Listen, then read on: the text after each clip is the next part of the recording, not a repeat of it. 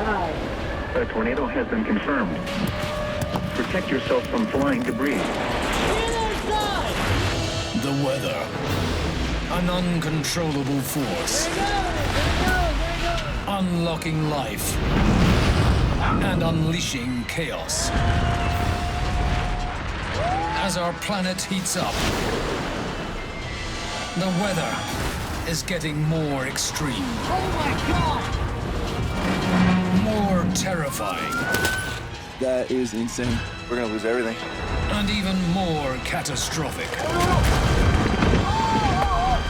God damn it, go! With incredible self-shot footage.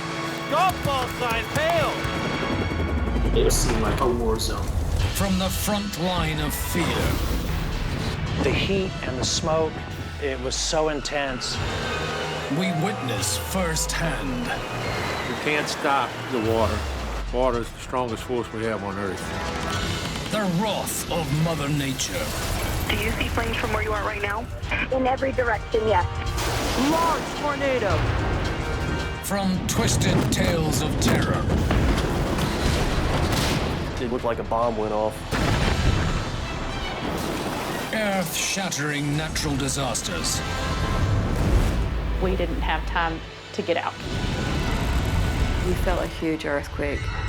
And stories of sheer destruction. It was sad. Like I've never seen the devastation with my own eyes. We meet the people who have stared death in the face. I was under the water and fighting for my life. Absolutely crazy. Oh my God! Oh my God, oh my God. And survive the full force of the world's deadliest weather.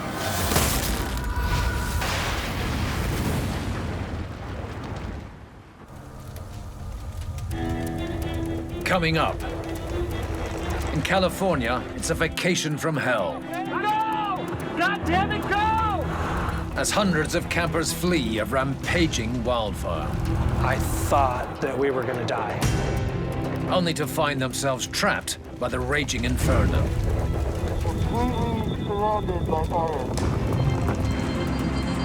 A rare tornado crashes through the Czech Republic.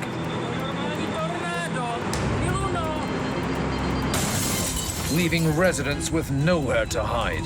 Just here, a huge crash. In North Carolina, a terrified dog is stranded by rising floodwaters. Looks like you've seen better days, huh? Mentally, he was just shut down. And it's sink or swim for a solo adventurer as he attempts to row the perilous Pacific. My sea anchor was lost and almost capsized several times. I didn't feel like I was safe. I had lost control.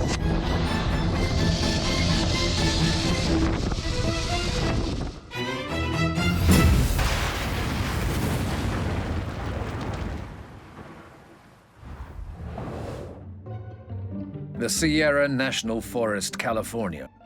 An expanse of wilderness on the slopes of the Sierra Nevada mountain range. In the forest lies the Mammoth Pool campground, a lakeside spot popular for hiking and boating. It's Labor Day weekend, and father of two, Daniel Crouch, is at Mammoth Pool with his family and their group of friends. We were just gonna have a great vacation fishing and maybe catching some crawdads and floating in the creek. Alex Tetamanti and her husband Raul are Labor Day regulars to the campground.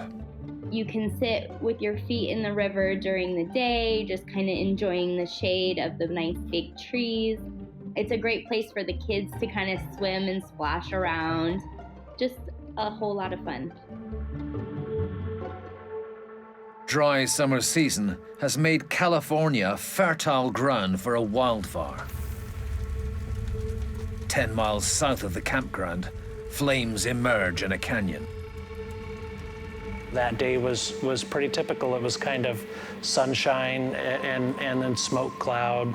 It wasn't out of the ordinary for us to see the smoke in the air and kind of smell the smoke in the environment.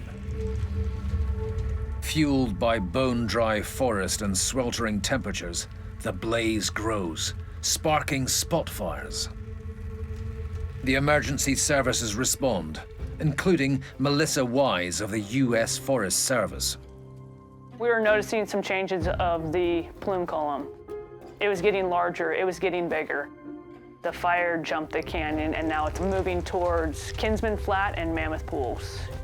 The big concern is Mammoth Pool Reservoir. There are hundreds of campers down there.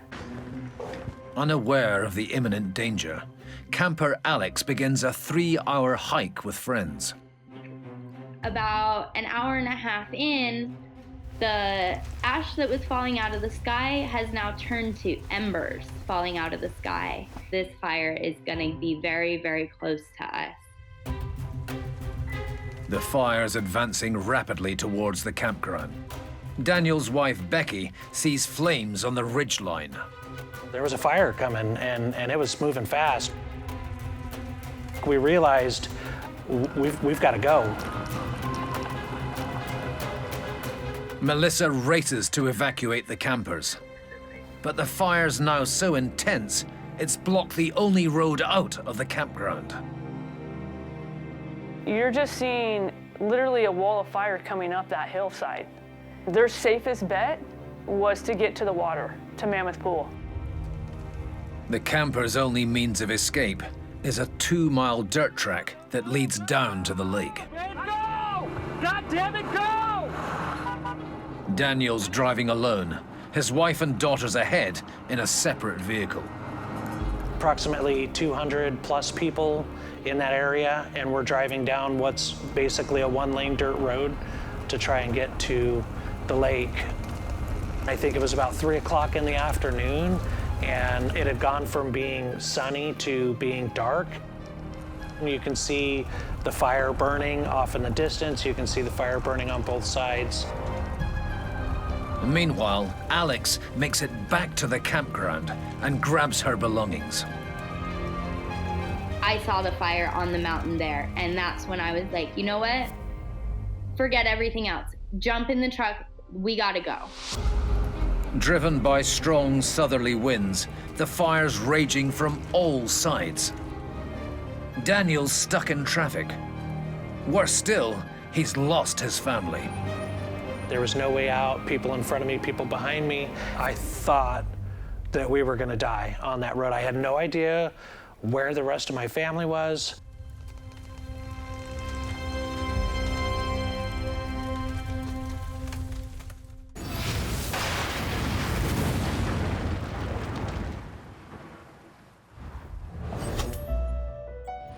The village of Lužice, situated in South Moravia, an historic region in the Czech Republic countryside.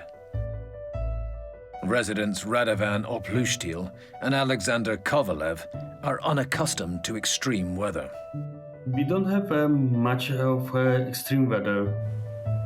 Mostly it's hot and dry. No, sem tam tady fouká, to je pravda, že je to tady takové trošku otevřené, no ale jinak žádné katastrofy se tady nikdy nestaly. It's June 2021, and an ominous thunderstorm catches the attention of Radovan, who begins to film his neighbor's trees. Protože jsme jí už říkali, že jí to jednou spadne na dům, no tak jsem si řekl právě, že já jí to natočím na mobil a ukážu jí to vlastně, jak ten smrk se velice pohybuje.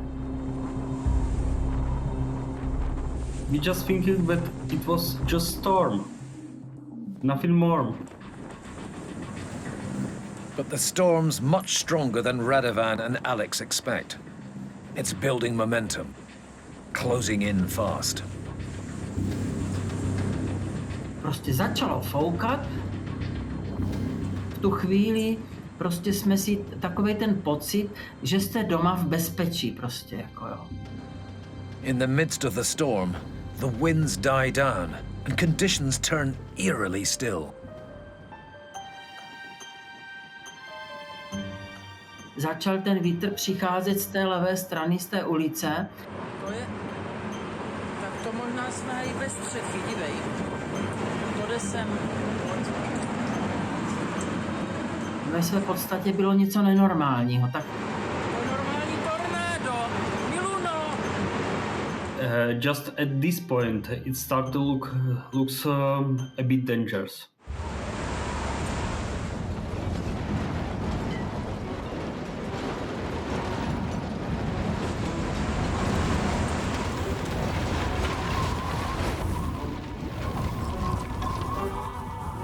To bylo vlastně vidět, až jak ten vítr začal sílit.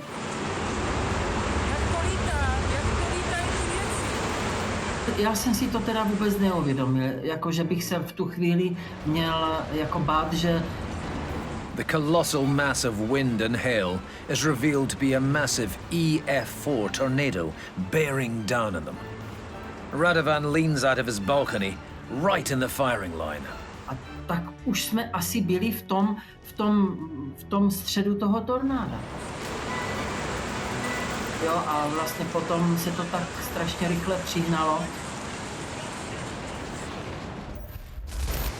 Mother Nature's a fickle beast and can strike when you least expect it.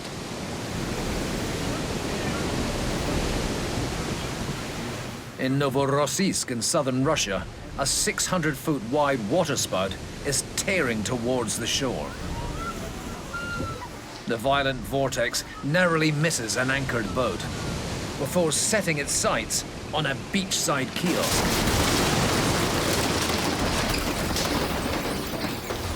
Leaving two bystanders clinging onto the cafe and each other for dear life. The twister launches debris in every direction. And it's a close call for those taking shelter in the beach hut. The giant waterspout causes significant damage, but incredibly, everyone on the beach came out alive.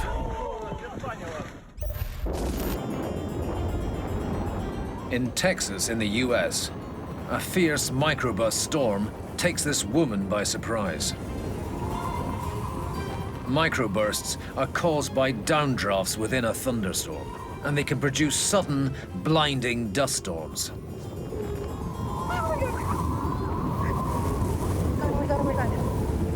Out in the open is not the wisest place to be during a microburst. Bypassing the portaloo, she makes it to the safety of her car. A freak hailstorm has struck the Sunshine Coast of Queensland, Australia. Oh my goodness. Don't move, guys. Oh, the caravan's gonna get wrecked. Suddenly, all hell breaks loose.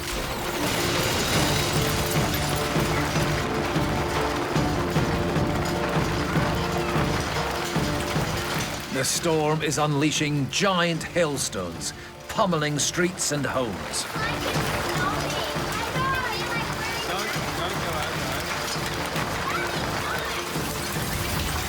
Within 5 minutes, the storm is gone. I cannot believe that. I've never actually witnessed anything like that.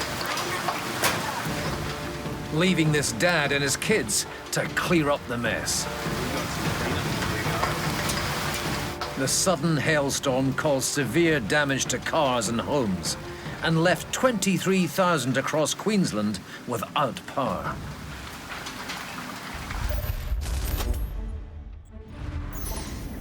Back in Moravia in the Czech Republic, Radovan and Alex have nowhere to hide as they hunker down in their home in the direct path of the tornado's ferocious 220-mile-per-hour winds. Just huge, extremely strong and extremely noisy wind.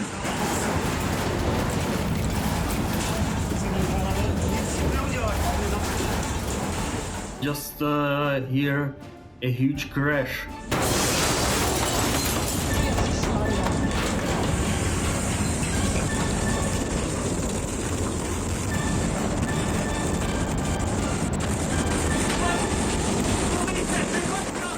Během těch pár vteřin jsme přišli o tu zimní zahradu, která prostě byla odfouknutá úplně, z té nezbylo vůbec nic.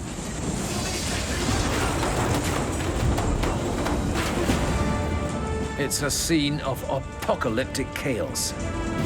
An explosive twister is annihilating everything in its path. Spodního patra a protože jsme se dívali těmi okny, co se děje, tak už jsme viděli, že ten vítr už je slabší. A vlastně za další 2-3 minuty to tornádo přešlo. It's a close call for Radovan and Alex. And though the twister lasted just a few minutes, the neighborhood is wiped out. Že prostě ty stromy na té naší zahradě se úplně vytrhaly z kořenů.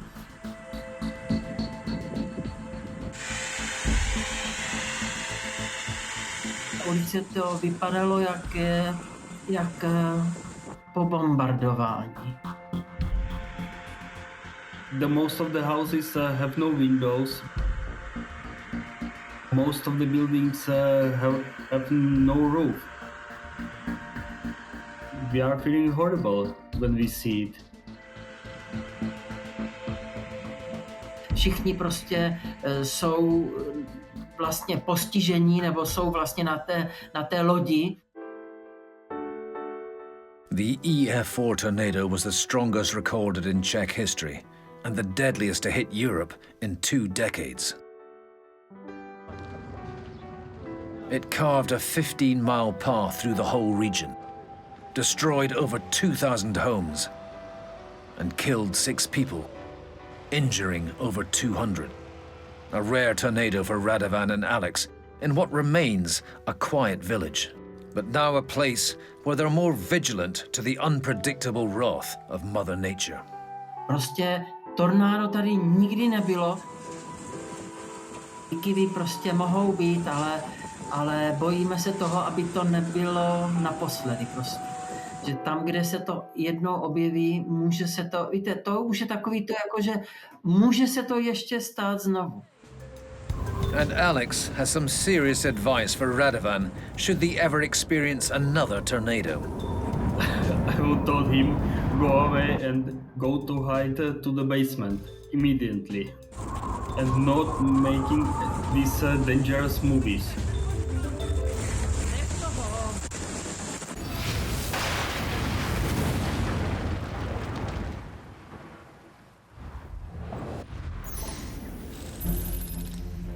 In California, a fierce wildfire is eating up large sections of the Sierra National Forest, sending families fleeing for their lives. Go! God damn it, go! The fire was all around us. You could feel the heat coming through the windows.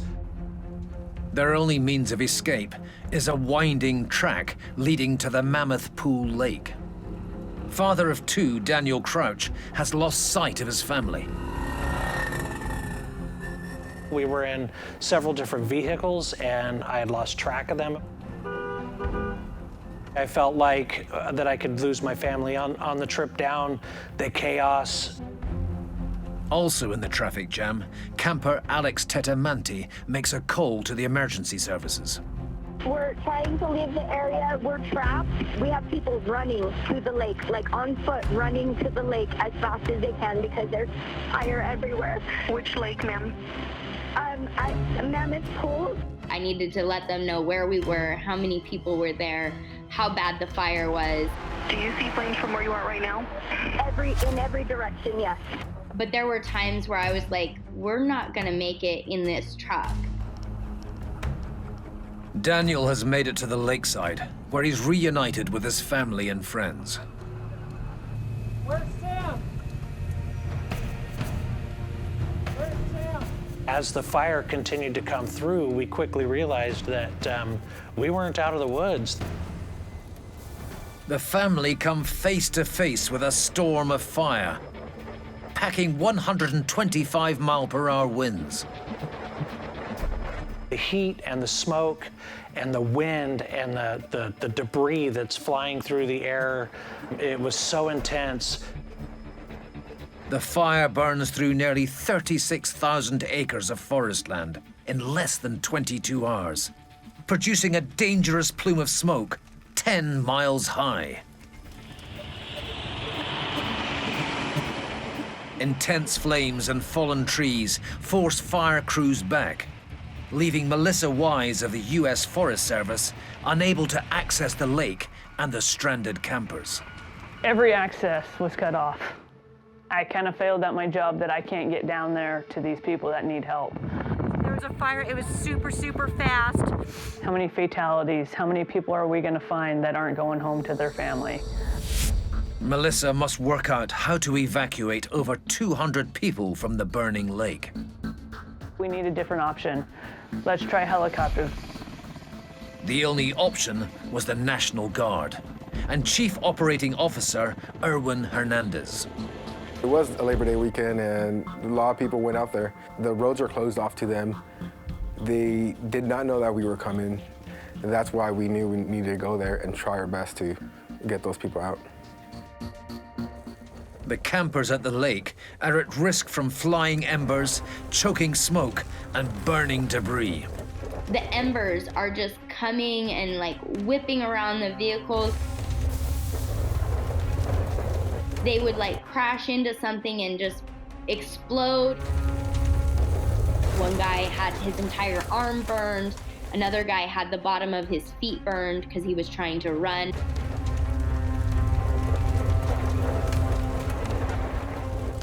They were at the lake and they didn't know what to do. I came across the air and told them to get in the water. With a wall of flames just meters away, Daniel and his family are forced into the water. We're dunking our heads underwater to keep the embers and the debris from burning our heads. The wind was blowing so hard, it's blowing smoke in your eyes. Daniel clings on to his 2 daughters and 3-year-old grandson as hopes fade for a rescue. It was pretty scary, you know, dealing with trying to stay calm for him and, you know, for the girls. I got out of the forest only to feel like we might drown in the water waiting for this to end.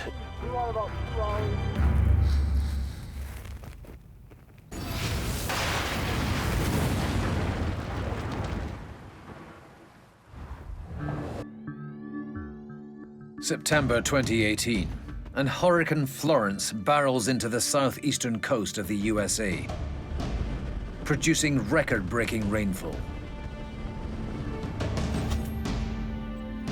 The resulting floods breached the banks of the Cape Fear River in Pender County, North Carolina, forcing thousands of evacuating residents to abandon their homes, pets, and livestock. 2,000 miles away, Keith Benning runs an animal rescue center in North Dakota, and he's no stranger to rescuing pets from natural disasters. What we do after hurricanes basically is try and get animals to safety with the ultimate goal of making sure they get returned to their owners. With any of the storms and any of the disaster response, your emotions are secondary. You know, you don't have time to feel sad. You don't have time to feel happy. You have a job to do. With floodwaters rising, Keith's driving to Pender County to help reach the trapped pets by boat. The area that we were in at that point was surrounded by water for 5 miles in every direction. We know there are people and animals out there that need help. It's just a matter of finding where that place is and how to get to it. Navigating a canoe through flood-ravaged streets is risky. Keith's done this before, but has to be extra vigilant to the dangers above and below the surface. There's so many underwater obstructions, barbed wire fences, things that are covered up. There were a lot of electrical lines that were low. We had a couple of times going under lines in the boat to where everybody was basically laying back or crouched down to make it under the line. You have to take chances, but you try and minimize that just so that you don't become a rescuer that needs to be rescued. Keith and his team search flooded homes for animals in trouble. Cries for help are coming in thick and fast. Look what we found. goats were basically just sitting on someone's front porch right in front of the door, just standing there staring at us. There were 13 alpacas, 4 horses, goats. Come on, chicken whisperer. Chickens, cats, dogs.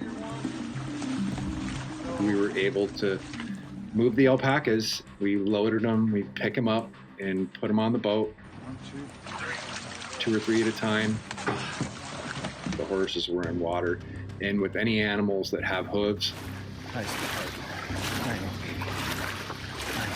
there's always a huge risk for immersion injuries. Let's go. Oh, yeah. We were racing against the clock with that. We tried to swim the horses out. We were basically had guys holding onto them on the side of the boat. You know, each horse would be swimming next to it, but it wasn't until we came back with the first load of animals until we realized truly how bad it was going to be. Keith gets word of a group of pit bulls in a perilous position. There was 5 dogs that were on a picnic table, and that was the highest point that they could all climb onto. Once the water level got higher, they would have to swim around, so the risk of drowning was definitely there. I know, you're a good watchdog. Yeah. The pit bulls are scared by strangers. Keith draws on his instincts to calmly approach them and gain their trust. I've seen a lot of people that aren't really experienced it have gotten bit. They often don't realize the level of trauma that this animal has gone through. They sounded vicious, but I could tell by the position of their tails and how slow the tails were wagging and how they were acting that they were basically just putting on a show. Are you still gonna be silly? Yeah, I know silly boys like you. Yes, I do. Then, just round the corner, Keith spots another dog left high and dry, with no access to food or water. How you doing, huh? He probably had been on the car for 2 days, so I think his chances of survival would have been pretty low. Approached him, he was really shy. It's okay. The car could be underwater in a matter of hours. Keith must forge a bond with his new canine companion in case he takes flight into the endless floodwater. Looks like you've seen better days, huh? You're always a little bit apprehensive because his body language was just that he was just complete fear. You have to mentally put yourself in a place that you're not showing any fear because they can smell it, they can sense it, they can see it. So when he would start to move away, I would stop and talk some more. Are you dehydrated? Yeah, we're a little dehydrated, huh? He had substantial infections from multiple wounds. He was dehydrated. Mentally, he was just shut down and really traumatized by the whole thing. You're okay, yeah. But then once I got him calmed down, it was just a sense of relief. The big priority was to get him out and get him some medical attention because the water was getting higher. I'm gonna be back for you, okay? As the floodwater's rising, You're okay, baby boy. it's a race against time to coax the exhausted dog into a crate on top of a paddleboard. The first danger is getting bit. The second danger is you scaring the animal off. So I got on his side, got on the car, got his front 2 legs in. There we go. 1 foot in the kennel, 2 foot in the kennel. And then once you do that, you can kind of push him from behind a little bit. There we go. That's a good boy. He was a little bit nervous about the whole thing. We transported him back, got him on dry land. I know. We're gonna get you all cleaned up, yeah. The dog is one of the lucky ones, and they take him to a nearby shelter. But Keith doesn't forget his new friend, who was given a new name, Handsome Rob. How you doing, huh? How you doing? We would go back once a day to drop off animals. I would spend some time with him, and he would open up with me just because we'd made that first initial bond. Keith and his team rescue 45 animals in the wake of Hurricane Florence. I think anybody that goes down and does disaster rescue, you have a completely different perspective and a huge respect for the power of Mother Nature. As for handsome Rob, Keith is smitten and adopts his new pal, bringing him home to North Dakota. He was happy to see me and started driving home, and we had a fun little road trip back. He flopped on the couch right away and made himself comfortable and found his spot and found his place in the pack. What are you doing, Robert? Come here. He's a permanent part of the family, not going anywhere. Yeah.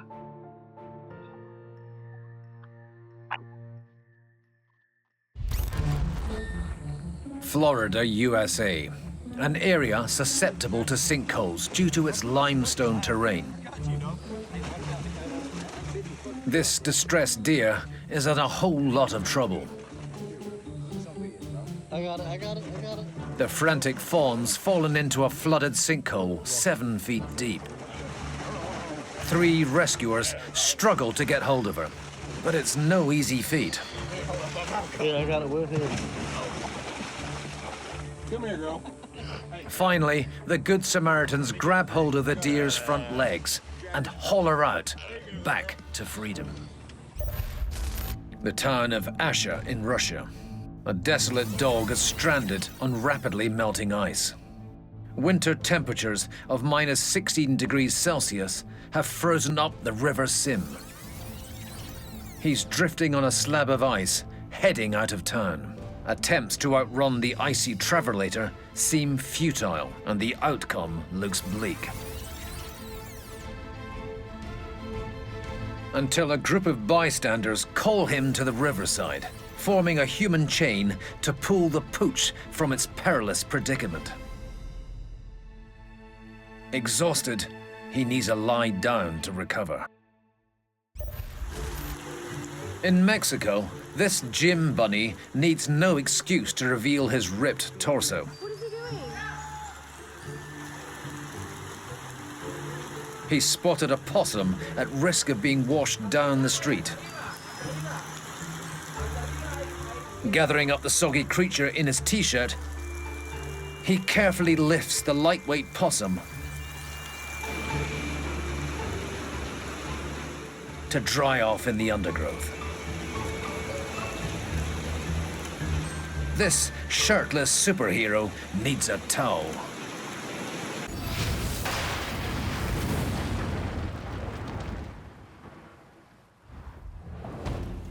Back in California, hundreds of holidaymakers are stranded at Mammoth Pool Lake, trapped in an inferno.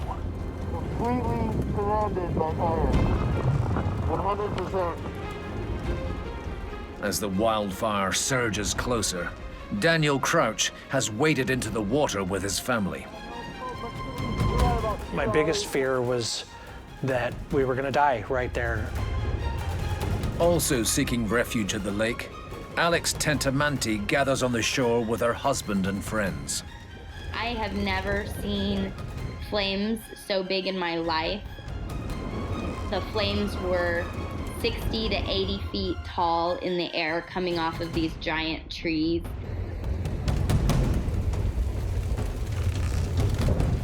Trying to coordinate the rescue effort is Melissa Wise from the U.S. Forest Service. That fire went through super fast and quick. That was scary. There's no doubt about it.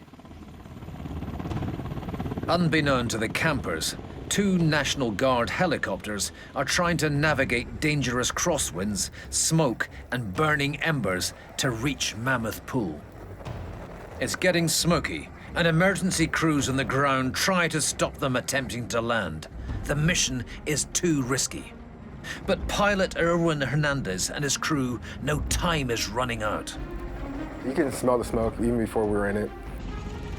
You can see the embers, the whole sides of the mountains blazing. The emergency landing zone is just 50 feet from the flames.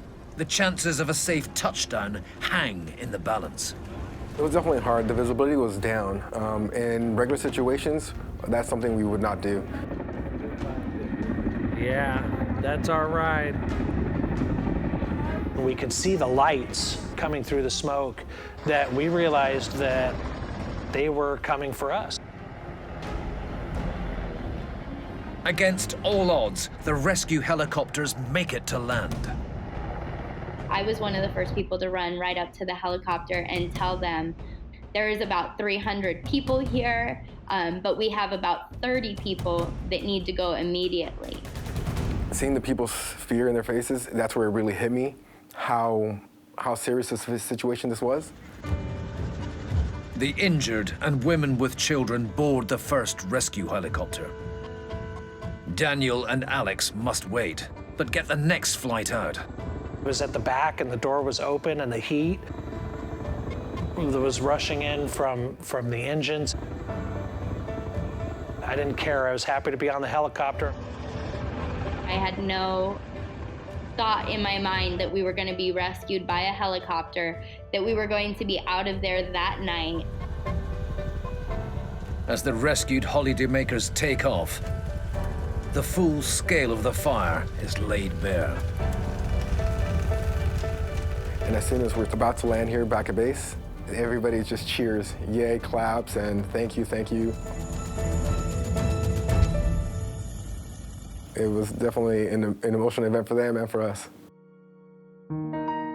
The Creek Fire is the largest single fire in Californian history. It burned nearly 380,000 acres and was declared 100% contained 3.5 months after it began. It's just incredible how hot and destructive that fire was. That forest won't recover for 40 or 50 years, would be my guess. To this day, I don't understand how everybody made it out. The National Guard completed 3 rescue missions at Mammoth Pool Lake, airlifting 242 people to safety. I can't even begin to express my gratitude. Like, it makes me emotional just thinking about they risked their lives. That was definitely one of the most meaningful and most rewarding missions that I've done. For Melissa Wise, the fire is a dangerous reminder of the devastation caused by a combination of dry forest and flames. One day there's a bunch of trees there on the side of the road, and then you drive back and there's nothing. You don't realize how Mother Nature can affect your life in a blink of an eye.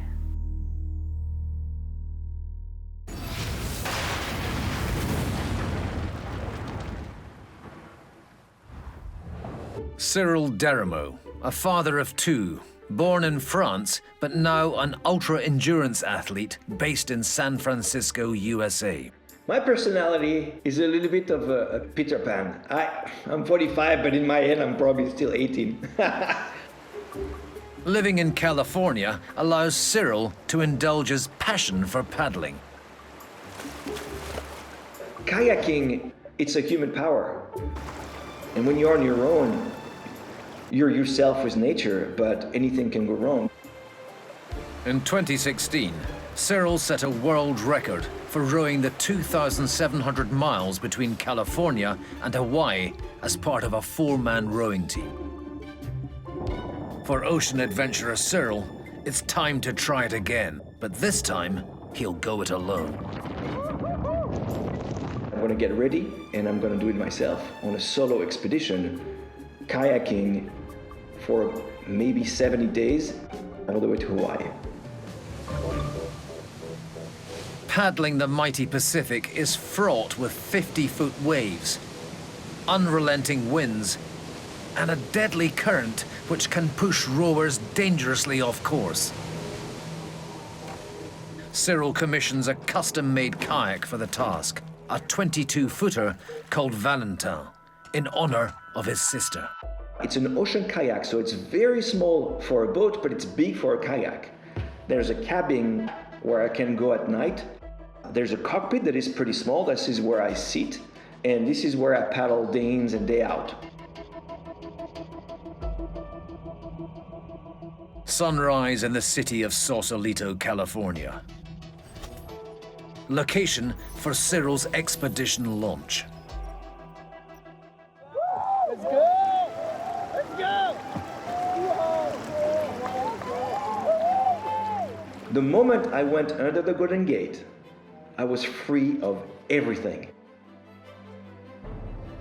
Now there's only forward, there's me, then the ocean. Let's go to Hawaii. It's smooth paddling on day one. Southerly winds allow Cyril to travel 35 miles. As soon as the sunrise is up in the sky, I have to be paddling. The first 2 days were perfect. I left with a tide that was outgoing that would push me out to the ocean. And there's sharks and whales and container ships. There's storms, yes, but for every one of these, I know what to do and when to do it, so I will be safe.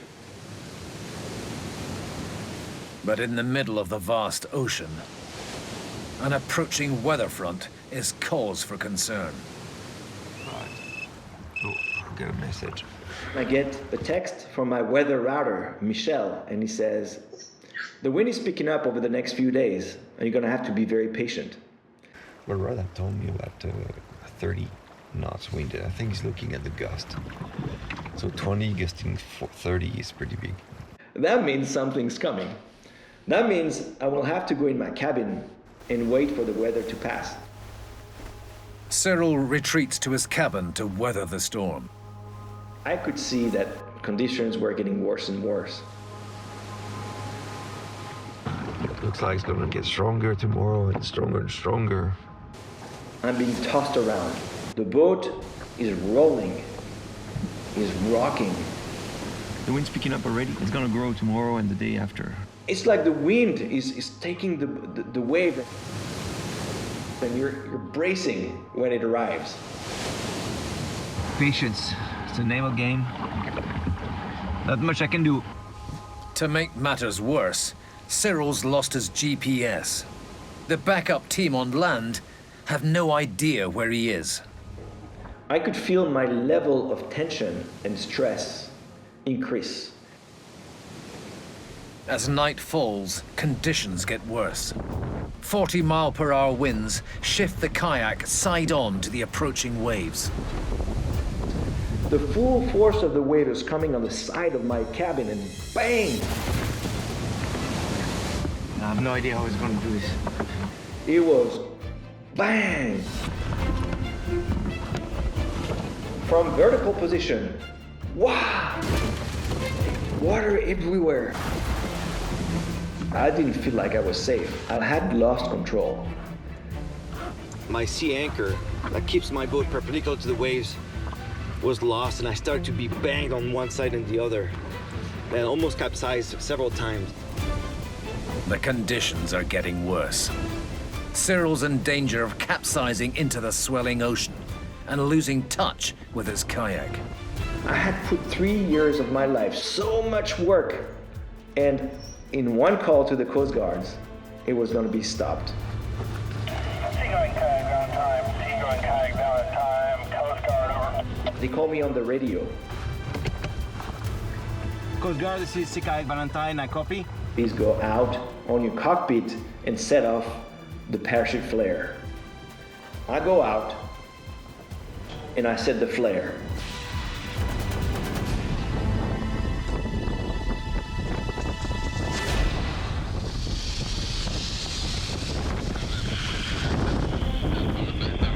Salvation comes in the form of the US Coast Guard.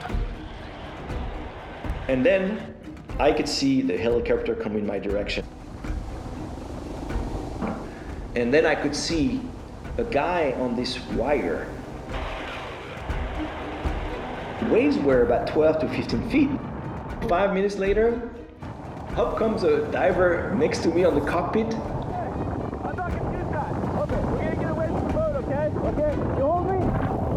No, we're gonna get away. So, say goodbye to Valentine, jump in the water. If you just stay right here. Okay, good. All right. Here, touch myself as a tandem.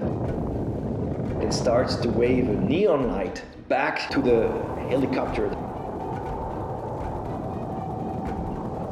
And in no time, he attached himself. It was a James Bond kind of thing. With no time to waste, Cyril's plucked from the 15-foot waves and winched to safety.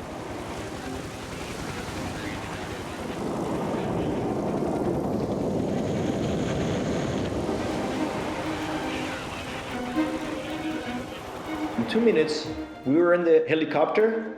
Close the door. Let's go.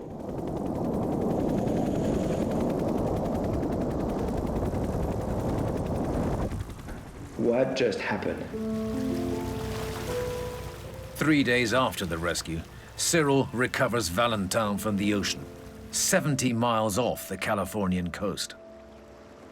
I felt like there was hope for my adventure to continue. Cyril is committed to his dream of paddling from California to Hawaii. He's already planning his next attempt. Maybe I should have done more preparation, even more. And that's my new target for this new adventure. 2 hours 55. I have an hour to go. To be even more prepared into bad weather.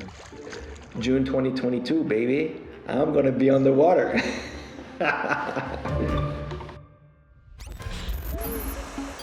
For some thrill seekers, the temptation of the open water is too great to resist.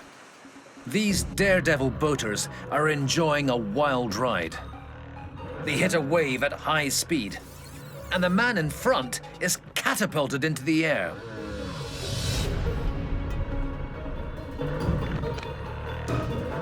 But looks grateful his nose is still intact. The Recife River in Brazil, and this group are gearing up for a day of river rafting.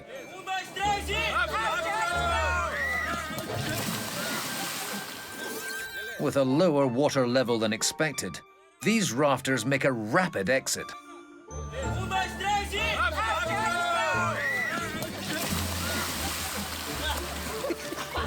Much to the joy of an onlooking kayaker.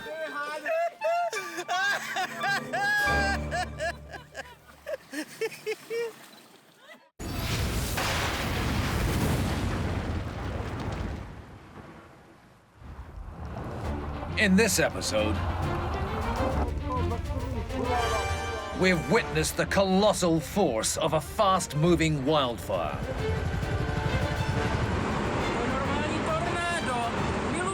We've experienced the terror as high winds catch people off guard.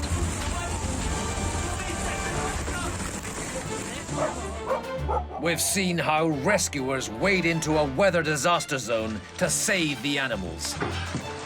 You're okay. Yeah. And next time, there will be more. Because deadly weather stops for no one.